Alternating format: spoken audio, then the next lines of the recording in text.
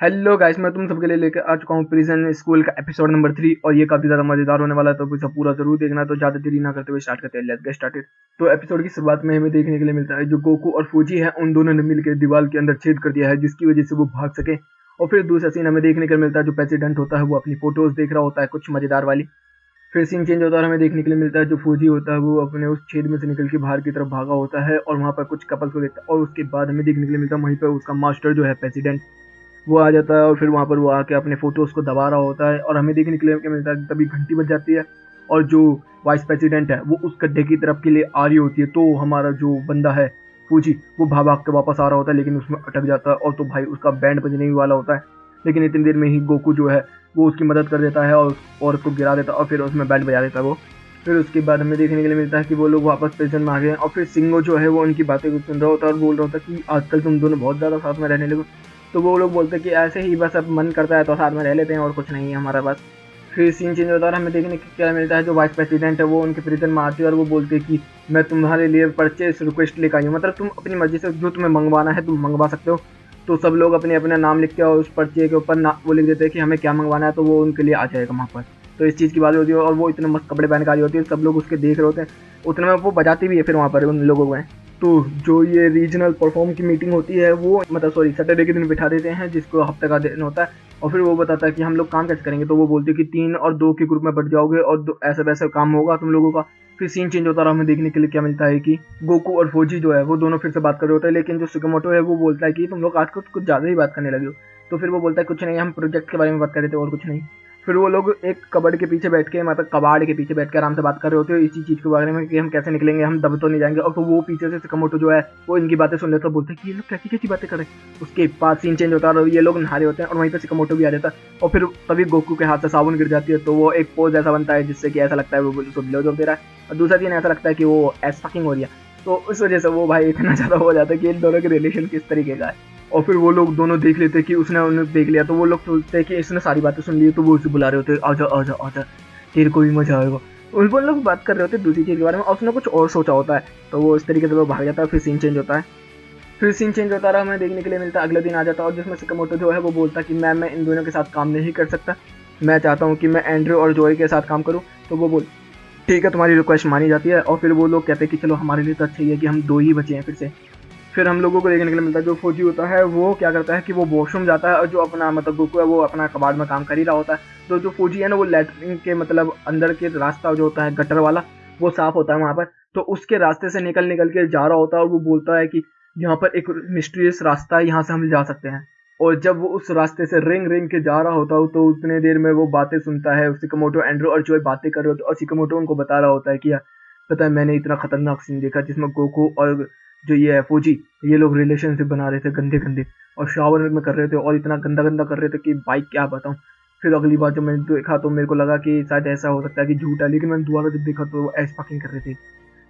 तो इतने में जो फौजी है वहाँ पे वही गटर के रास्ते से जा रहा होता है, वो भी सुनता है इस बात को, कहता है कि मैं तो क्या कर रहा हूँ, ये कैसी बातें कर रहा है मेरे बारे में।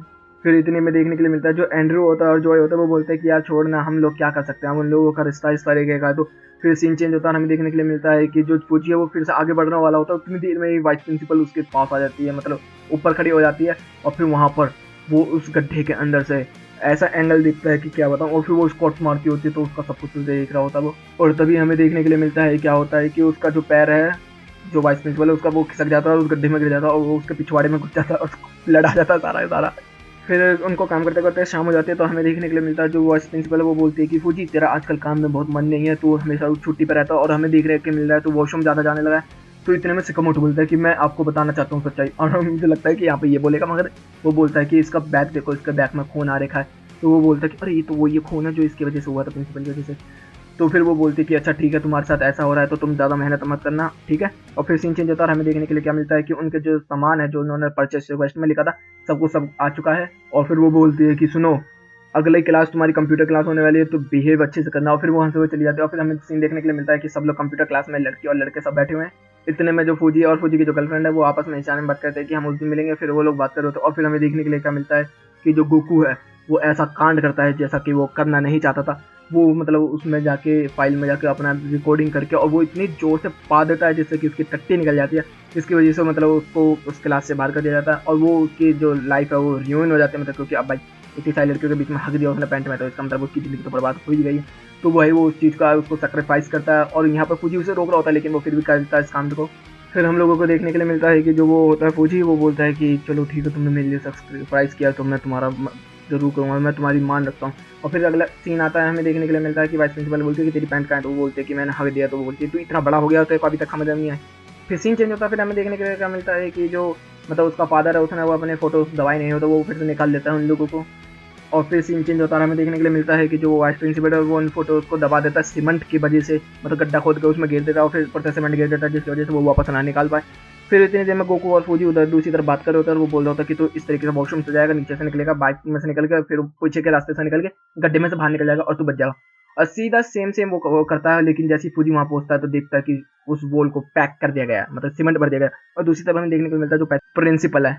फिर हमें देखने के लिए मिलता है जब वो फौजी को ये चीज़ पता चलती है तो फौजी परेशान हो जाता है और फिर वो गोकू को आगे बताता है, तो गोकू बोलता है तेरी वजह से मैंने अपनी ज़िंदगी बर्बाद कर दी, मैंने लोगों के सामने टट्टी कर दी, वो कर दिया, फलाना कर दिया, ठिकाना कर दिया, अब मेरी ज़िंदगी बर्बाद हो चुकी है और तू अभी भी यहाँ से जा नहीं सकता, ऐसा हो सकता है मेरे साथ, इतना बुरा मैं नहीं जानता। और फिर भाई इन दोनों में लड़ाई हो जाती है। फिर उसके बाद इंडिया लोग आपस में बहस कर रहे होते हैं, सुलह नहीं कर रहे होते हैं। फिर उसके बाद हमें देखने के लिए मिलता है अगले दिन में वो काम करने जाते हैं, फिर भी वो बात नहीं कर रहा होता उससे। फिर वो बोलता है कि मेरे पास एक प्लान है, तूने मेरे लिए इतना कुछ किया है, मैं ज़रूर एक ना एक तरीके से बाहर जाऊँगा, मैं जाऊँगा लड़की बन के। तो वो बोलता कैसे? तो वो बोलता कि मेन रास्ते से जाऊँगा लड़कियों के कपड़े और गेटअप करके। तो वो बोलता कि तुझे ये सब कैसे मिलेगी कपड़े? तो वो बोलता है कि तुझे पता है ना हम लोग कैसे स्कूल में है, तो हमारे यहाँ पे हफ्ते में एक बार लॉन्ड्री होती है और मैं वहीं से वो कपड़े चुराऊँगा और मेन रास्ते से निकल जाऊँगा। तो भाई वो सब लोग तैयार हो जाते हैं और गोकू बकू मतलब सब लोग बढ़िया रहते हैं। फिर वो अगले दिन आता, अगले दिन में मतलब वो लोग काम वाम कर रहे होते। तो इतनी देर में वो जो वाइस प्रिंसिपल है उसको वो परेशान कर रहा होता, कभी उसकी बुक दबा रहा होता है, कभी कुछ कर रहा होता, कभी कुछ कर रहा होता उसकी बॉडी स्पार्ट के साथ। फिर वो मतलब उसको मार रही होती उतनी देर में वहाँ पे जो वाइस प्रेसिडेंट है जो मतलब सबसे ऊपर है इनमें, वो वहाँ पर आ जाती। तो वो इतने में उसके पास जाता भागता हुआ और बोलता है मुझे माफ़ कर दो। और तो वाइस प्रिंसिपल उसे रोक रही होती है, वो उसको डॉज करके और सीधा उसके जाता है और उसकी स्कल्ट उतार देता है और यहीं पे एपिसोड भी खत्म होता है। तो गाइस ये वीडियो कैसी लगी तुम्हें ये बता देना, और भी जल्दी जल्दी मैं एपिसोड लेके आ जाऊंगा। तो गाइस वीडियो अच्छी लगी तो वीडियो को लाइक कर देना, चैनल को सब्सक्राइब कर देना, कमेंट बॉक्स में अपनी प्यारी प्यारी बातें भर देना। Okay guys, bye bye, thank you for watching.